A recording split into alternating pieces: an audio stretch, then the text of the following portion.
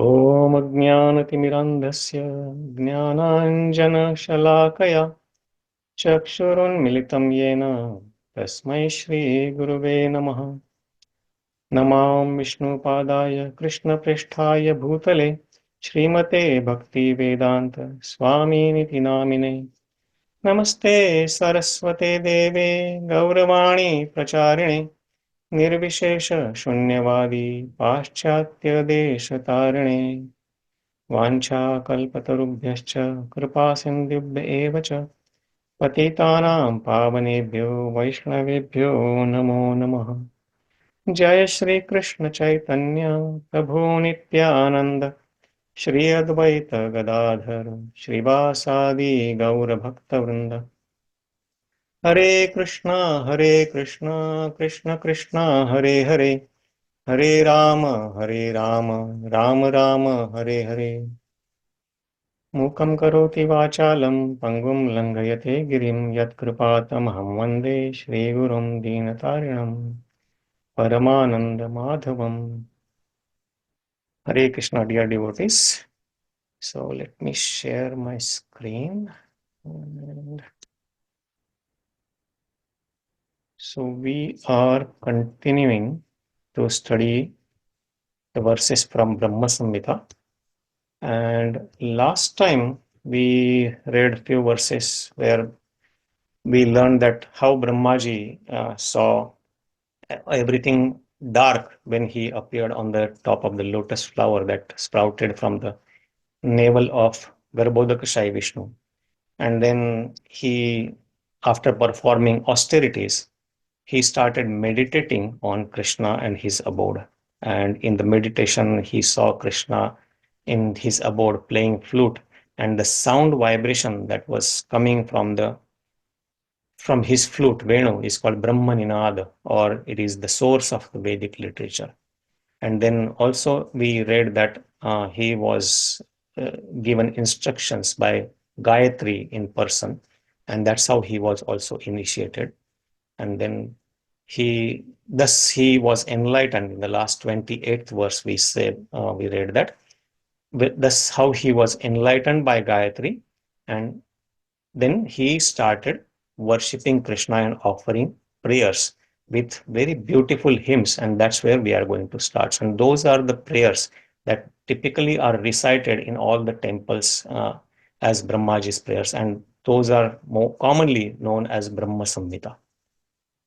So, and those prayers actually, if you see the last sentence of the purport, what we read last time, those even Srila Bhakti Siddhanta Saraswati Goswami in his purport mentions that readers are requested to study and try to enter into the spirit of his hymn with great care and attention as a regular daily function. So he also recommends that we should recite these prayers by Brahmaji daily with very carefully.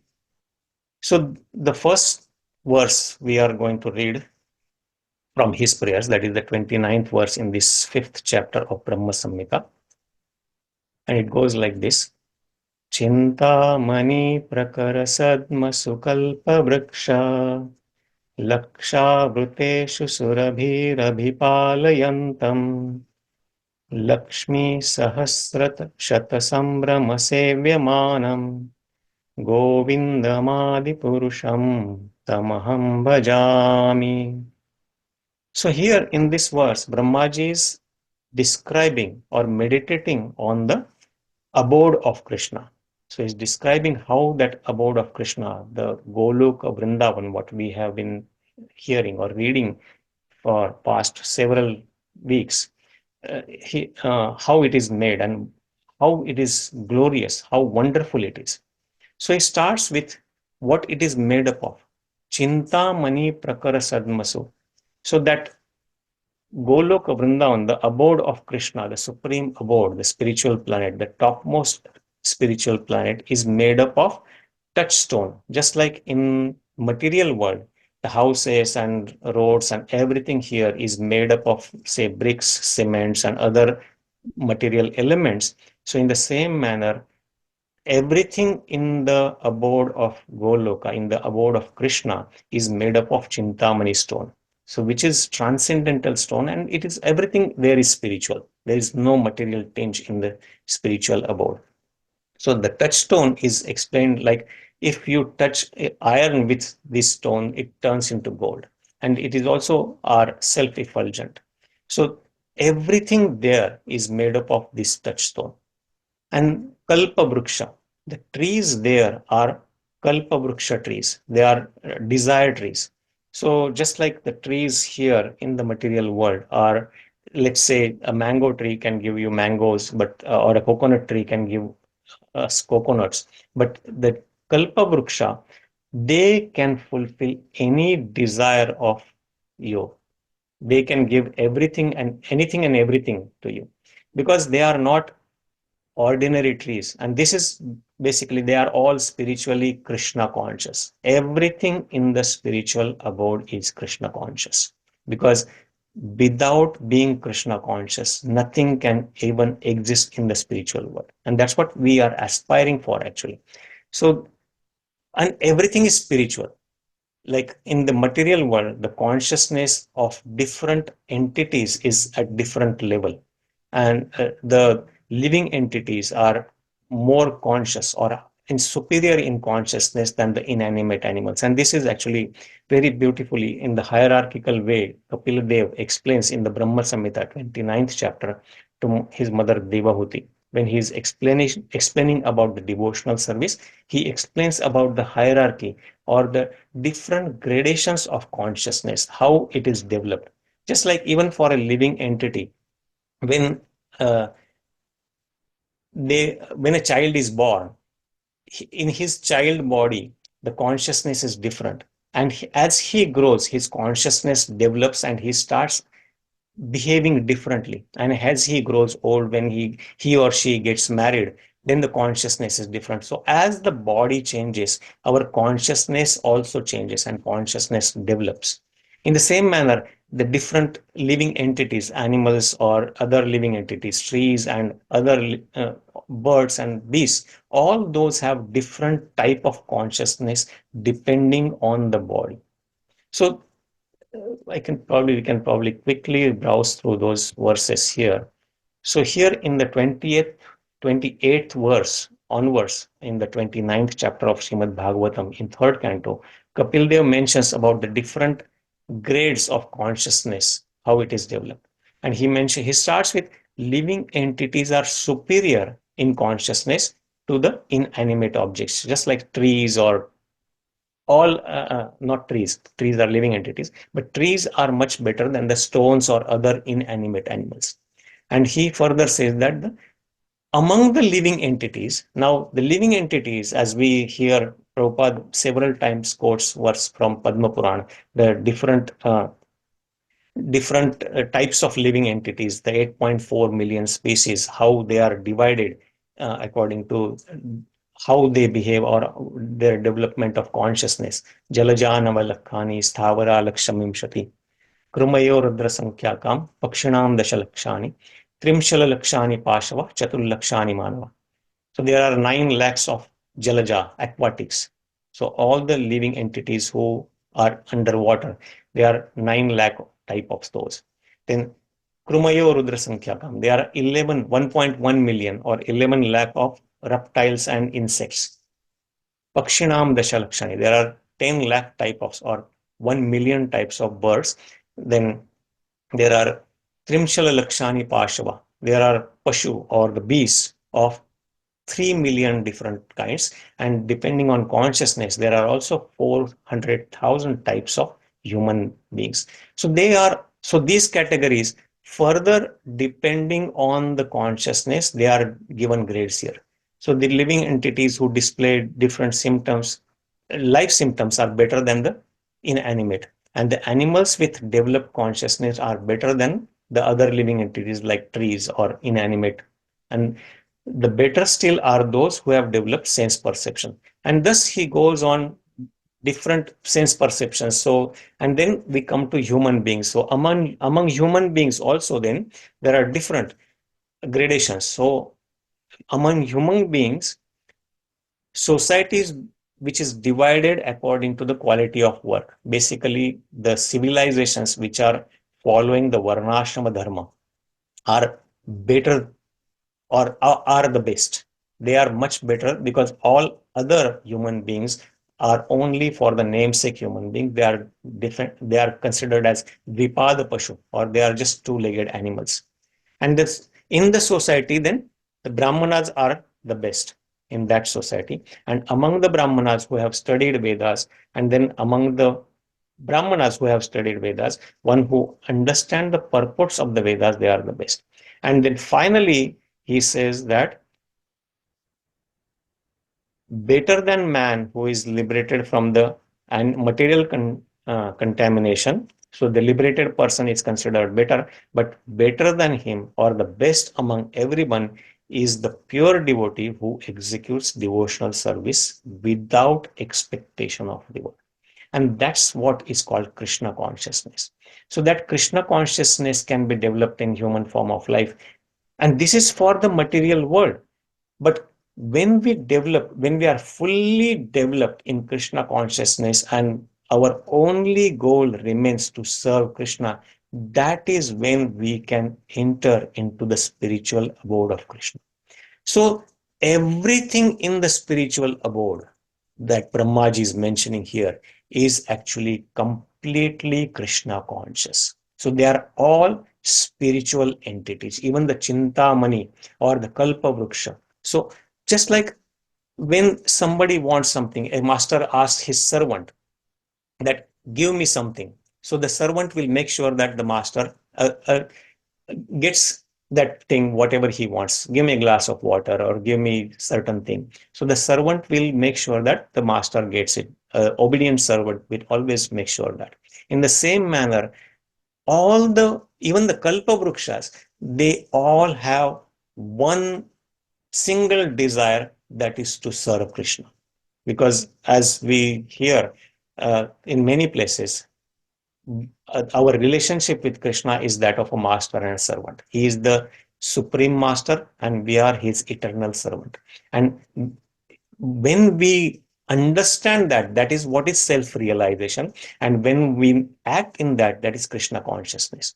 So all the entities in the spiritual world, even the desire trees, are in Krishna conscious. And that's how they are always ready to serve. And that's why they can give everything, whatever the Krishna wants, whatever is needed for Krishna's satisfaction, they are ready to give it.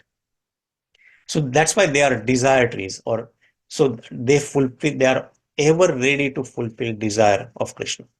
And just like in the material world, a mango tree cannot give you something different, like say apple, or apple tree cannot give you mango or coconut. But in the kalpa-vṛkṣa can give you anything and everything. Whatever Krishna desires from them, or whatever we can desire from them, they are ever ready. And lakṣāvṛteṣu surabhīr abhipālayantam. And there are this whole spiritual kingdom, Krishna is avrutam. It is surrounded by millions of cows. lakṣāvṛteṣu. It is surrounded by who? Surabhī, the kamadhenus or the cows. And Krishna is abhipālayantam. He is tending those cows. He is protecting them. He's taking care of these cows with very great care, with love. And he's reciprocating with each and every cow with a personal touch. So that's why, so the description there is, everything is made up of cintāmaṇi stone, and then there are thousands and millions of desire trees, and then there are many, it is surrounded by the cows, surabhī cows. And these surabhī cows are not like the cows mentioned here. They can, like the kamadhenu on the earthly planet or in the Swargaloka, are mentioned that they can give milk at any point of time. They never run out of milk. But the surabhī cows can produce oceans of milk. That's what it is described. So such cows, Krishna is tending there, and he's protecting them with love. And by when he is in his personal pastimes, There are also Lakshmi or the gopīs who are always serving him. They are always making sure that all his needs are fulfilled, and they are personally serving him. And how many are there? lakṣmī-sahasra-śata. So hundreds and thousands of lakṣmīs, and all these lakṣmīs are his personal associates that we read in the beginning, that on the Sahasra Patra Kamala, that the lotus flower that is mentioned, where the Goloka Vrindavan is made up of a big giant lotus flower, and each lotus petal is abode of different pastimes of Krishna, and he is surrounded by the maid servants or the gopīs who are always serving him. They are very beautiful, which we cannot compare from earthly point of view. So all these living entities, the gopīs, lakṣmī-sahasra-śata-sambhrama-sevyamānaṁ. So they are serving him with great love and respect. Always. And govindam ādi-puruṣaṁ tam ahaṁ bhajāmi. So he's further referring, who is that supreme person? Govinda. Govinda means one who gives pleasure to the cows, or one who gives pleasure to the senses as well. So go also means cows, go also means senses, or sometimes go is also referred to as earth.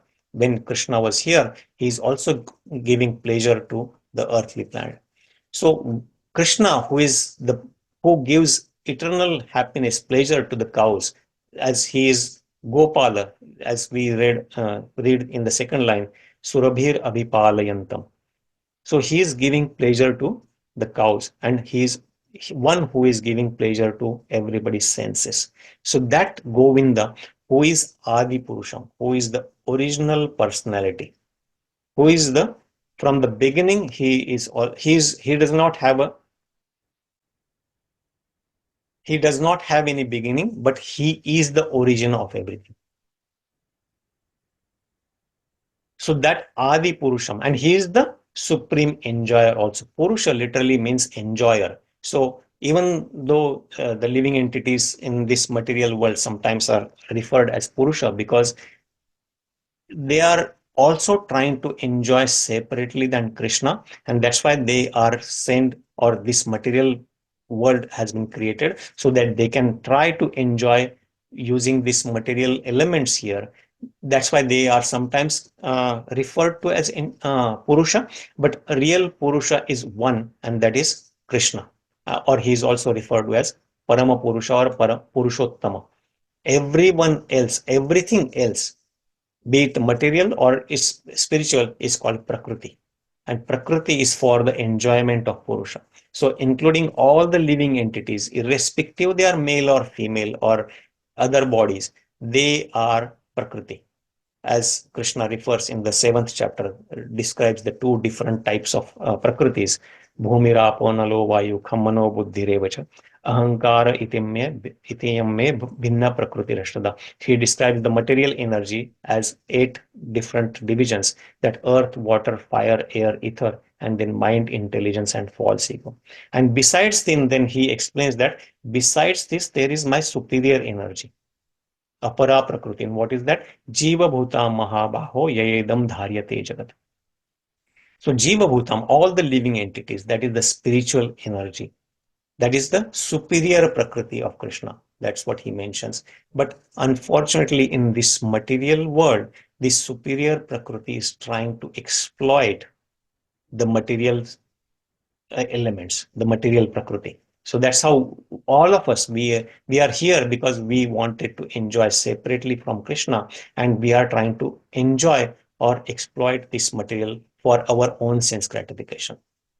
So, but Purusha is one, and he is referred here as ādi-puruṣaṁ. And then Brahmaji says that tam ahaṁ bhajāmi. He is offering his obeisances to that supreme Purusha, or Govinda or Krishna. And this last line is then repeated in all the next verses when Brahmaji is glorifying. Now here he is glorifying his abode and what pastimes is Krishna performing, that he's tending the cows, he's getting served by thousands and millions of lakṣmīs. And then there are descriptions that going forward we'll also read in the next verses, Venum Kanvantam Arvinda Dalayataaksham. So how he's standing and what paraphernalia he's using and how he's residing in Goloka Vrindavan. So all those descriptions are mentioned, and then every verse ends with this line, Govindam ādi-puruṣaṁ tamaham bhajāmi. So ādi-purusha, O Govinda, O ādi-puruṣa Krishna, I offer my respectful obeisances unto you. So let's read the translation and purport quickly and see from there. So here the translation goes, I worship Govinda, the primeval Lord, the first progenitor, who is tending the cows, yielding all desire in the abode built with spiritual gems, surrounded by millions of purpose trees or the desire trees, always served with great reverence and affection by hundreds of thousands of lakṣmīs or gopīs. And purport by His Divine Grace Bhaktisiddhanta Saraswati Goswami Maharaj. By the word cintāmaṇi is meant transcendental gem. Just as Maya builds this mundane universe with the 5 material elements, that is earth, water, fire, air, ether, so the spiritual or the Chit potency has built the spiritual world of transcendental gems. The cintāmaṇi, which serves as material in building of the abode of the Supreme Lord of Goloka, is far rarer and more agreeable entity than the philosopher's stone. The purpose tree or the desire tree yields only the fruits of piety, wealth, fulfillment of desire and liberation. But the purpose tree in the abode of Krishna bestows innumerable fruits in the shape of the checkered divine love. So the purpose trees, there are purpose trees mentioned here in the Swargaloka or in the higher planetary system. They yield fruits of piety, wealth, fulfillment, and of desire and liberation. But the purpose tree or the desire tree in the spiritual world that we are referring here, they bestow innumerable fruits of checkered divine love of Krishna. They bestow love of Krishna. Krishna prema, that is the highest thing one can get in their spiritual saturated position, the highest peak of their spiritual enhancement. The kamadhenus or the cow yielding the fulfillment of desire or the surabhī cows give milk when they are milked. But the kamadhenus of Goloka pour forth ocean of milk in the shape of fountain of love showering transcendental bliss that does away with the hunger and thirst of all pure devotees. So Prabhupada, Bhaktisiddhanta Saraswati Goswami is comparing kamadhenus in the material world. There are also kamadhenus. When Indra came and asked for forgiveness after the Govardhan Leela, after the Govardhan pastime, when he was kind of defeated by Krishna lifting Govardhan, so he came and offered praise to Krishna in Vrindavan and asked for forgiveness. So the Kamadhenu also came with him. She is from the Kamadhenu from the material world in the Swargaloka. And then she did Abhishek of Krishna in that. So the Kamadhenu in the material world, in the spirit, they give milk and they are milked, but the Kamadhenus in the Goloka pour forth oceans of milk. And what is that milk? In the form of fountain of love showering transcendental bliss. And that does away the hunger and thirst of pure devotee. A pure devotee has only one hunger and thirst, that is getting love for Krishna and always serving him in such a way that Krishna is satisfied. Samsiddhi Haritoshana. His only success is to satisfy desire of Krishna. That is the pure love of Krishna. And these Kamadhenus are fulfilling the desires of satisfying that hunger and thirst. And the word lakṣa and sahasra-śata are signifying endless numbers. They are innumerable. So word sambhrama or sadara, sambhrama or sadara means with great love and dedication, with great love and affection, these gopis or the lakṣmīs are serving him. indicate being saturated with love. So all these gopis and lakṣmīs, lakṣmī-sahasra-śata-sambhrama-sevyamānaṁ, they are saturated with love of Krishna and they are serving in that mode, in that love. So here Lakshmi denotes gopis and ādi-puruṣaṁ means he who is the primeval Lord. So who is the supreme Lord, who is the origin of everything, who is the original or a Parama-purusha. So we'll stop there. It's 9:26 and we can take some thoughts or reflections. Checkered divine love means. So I guess, Mataji, your first question was answered when we read the purport. What is yielding all desire in this verse? So yielding all. Prabhuji, Hare Krishna, Prabhuji. Yes, Mataji, Hare Krishna. So, Prabhuji, yielding all desires, is it about, talking about the kalpa-vṛkṣa or is it about Govinda? That's Lord Govinda. He's tending the cows and yielding all desires. So, what yielding, what does it mean in that context, Prabhuji? So my understanding is yielding the desires of everyone in Goloka, because everyone in Goloka has only one desire, that is fulfill the desire of Krishna or serve him. So in that way, if somebody wants to serve Krishna by offering him something from that tree, then that tree is ready to always give that devotee something, whatever he wants, because he is going to eventually offer it to Krishna. So that fulfills the desire or yields the desire of both the devotee as well as Krishna.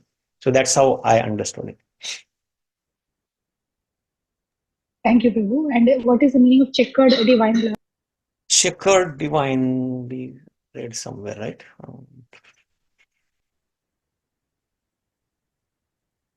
It's in the purport only. Yeah. Oh, yeah. So let me read the full sentence. The purpose trees in the abode of Krishna bestows innumerable fruits in the shape of checkered divine love. I'll ask Google uncle, because that word checkered,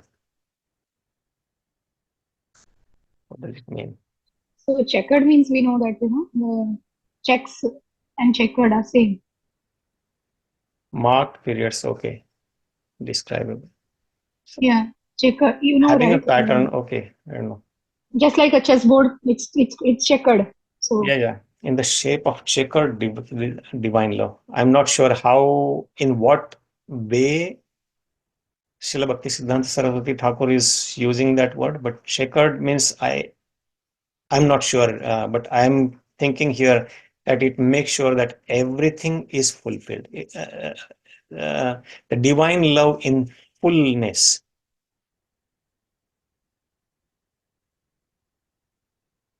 If that makes and sense. also, I don't know, Prabhu. Okay, can you just show me the meaning of checkered there? Yeah, hold on. Prabhuji, I found the meaning. It says divine love is often referred to as love from a deity or god you believe in. Having a pattern consisting of alternating squares of different colors, marked by periods of varied fortune or discreditable incidents. Okay, so now go to the sentence proof. Okay, so but the purpose tree in the abode of Krishna bestow innumerable fruits in the shape of checkered divine love. Okay, so here the checkered would be the variety. Okay. Because this is referring to the trees, right? Mm-hmm. And Prabhupada, if you hear Prabhupada's purport, Srila Prabhupada's purport on Hare Krishna Mahamantra, right? Mm-hmm. He said the purpose trees in the spiritual world can provide any variety of fruit, right? In any season, in all seasons, Prabhupada says, they can provide any variety of fruit in any quantity, in any season. But Prabhupada says in the material world, the tree can provide only fruit of one particular type. So this checkered means, because this is a divine kalpa-vṛkṣa, okay? Therefore, it can give any variety of fruit, and it does give any variety of fruit. With different varieties of fruits it offers to Krishna. Not that it will only offer one variety of fruit. Prabhuji, Thank you. here, is it really talking about literal fruits? Literally, it means fruits, or it Yes, means something else? yes, Because Mataji, here it that's the purpose of the yeah, because we're trying to understand its comparison, its contrast over the purpose tree in the heavens. In the heavens, as Prabhuji said, it yields only fruits of piety, wealth, fulfillment of desire, and liberation there. And then here in Krishna's abode, it bestows innumerable fruits. So if somebody is trying to compare, what is there so great that okay, there are different fruits in the same tree. And nowadays, people in material world also they are doing grafting and so many other things. They can grow multiple vegetables or fruits in one tree. So if somebody can think, okay, what is so special about it? But here it is told, bestow innumerable fruits in the shape of checkered divine law. So really here the contextual meaning has to be understood, Prabhuji. So I wanted to know what it means. That's it. Yeah. So Yeah. this is the fruits is I'm referring here as Mataji is asking. It's not necessarily literally fruit of the fruit as we see from the fruit or vegetation. It's fruit of, just like when we say karma phala, the result of activity. So that fruit. So in any form of fruit, so that fruit can be not necessarily only the fruit like mango or grapes or anything. It is fruit of divine love. And Prabhupada actually in many lectures, he also mentions when he says that in the Goloka Vrindavan, from kalpa-vṛkṣa, if you desire to serve kachoris from desire tree to Krishna, it will supply you with kachoris also, which means it is not a fruit or literally a fruit, but it is the love that you want to offer. So that's how I am saying this. Yes, Shankaran Prabhu, you want to say something? No, Prabhu, I was just saying, that even offering a fruit, of different varieties, it's not just a fruit. It's just expression of one's love. We may be thinking, oh, what is so great about offering a fruit to Krishna? Or what is so great about a tree offering a fruit? Okay, but because the tree is a pure devotee of the Lord, so every offering that he does, of any variety of fruit, is tremendously valuable for Krishna. Like, Madhavendra Priya was thinking, oh, here in Gopinath temple, they are offering kheer to Krishna. So if only I get little kheer to see how their kheer tastes, so I can prepare same kheer for our Gopal as well. So the Lord was so much obliged, simply Madhavendra Priya thinking that I want to offer the kheer to Krishna. Right? Yep. So what to speak of actually offering something. And Madhavendra Priya was also one of the kalpa-vṛkṣa from the spiritual world, right? So you can imagine any offering that is done by a pure devotee is of so much value. And therefore, the purpose trees in the spiritual world, the kalpa-vṛkṣas in the spiritual world, they offer fruits. The very purpose of tree is to offer fruit. So the trees in the spiritual world, they offer fruit to Krishna of innumerable variety. That is their love for Krishna. So you may think, okay, so what a big deal, in the material world also wife cooks for, or, a girlfriend may cook for the boyfriend. So what, big deal Radhani cooks for Krishna? No, there's a tremendous difference, because that offering is done with so much love, without any selfish motive or any consideration to get anything in return. Thank you, Prabhu. I understand the point which you are trying to explain. But here the contrast is between the fruits which someone gets in the heavenly planets as compared to the fruits which one might get. So the comparison, try to understand, comparison is not just with the heavenly planets. Saying that heavenly planets, yes, the tree can offer a lot of things, wealth, piety, fulfillment of desires, liberation. This is not offering, Prabhu, it is fruits. That means someone gets that. Someone is getting that. I mean, if you do some austerities, you might get, wealth or some other fulfillment of desire or liberation. It is in those terms what someone receives by doing such, some austere things or some charity or whatever, pious deeds. But here I'm thinking what we get, in the sense what you can offer. You're talking from the offering point of view, but somebody who goes to a desire tree he goes for fulfillment of his desires, right? So from the receiver's point of view, not Krishna, but from us, what one can get is in the heavenly planets, Prabhu explained, like piety, wealth, fulfillment of desire and liberation. But for us, in the abode of Krishna, what do we receive is innumerable fruits in the shape of chakra divine love. Yeah. So that is what I'm trying to receive. It's not that we receive the fruits, it's the Krishna who receives the fruit. Okay, this is in the material world. Yes, a living entity goes to the heavenly planet. The living entities goes to the kalpa-vṛkṣa. In the heavenly planet, that give me this, give me that. But in the spiritual world, no devotee goes to a kalpa-vṛkṣa saying that, oh, tree, give me this, give me that, for my enjoyment. No. That everyone is focused on serving Krishna.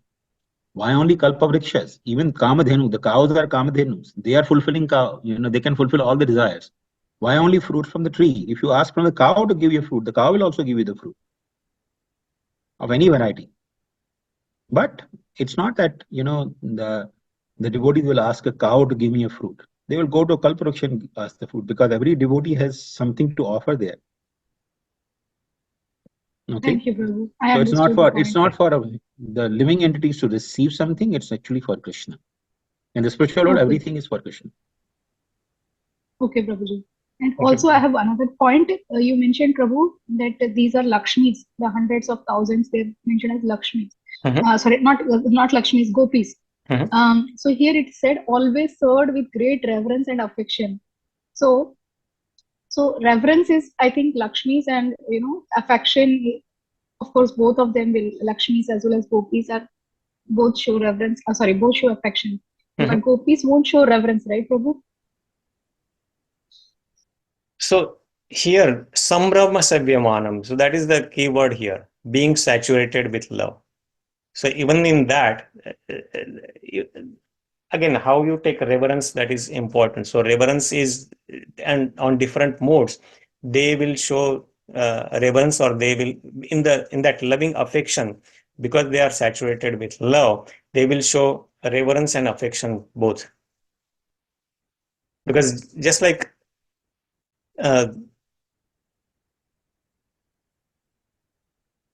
in a close relationship between friends, or say husband and wife, there can be the husband and wife, they will show sometimes reverence to each other, and sometimes without reverence they can get into some activity that is also a loving affection, just like the friends of Krishna when they are playing together. So sometimes they have reverence for him, sometimes they when Krishna is defeated, Krishna carries them on their shoulder also, on his shoulder. So it's both. That. Sure, Prabhu. Thank you. So thank you so much, Mataji. I think those were great questions. We are 9 minutes past, so we'll stop here today.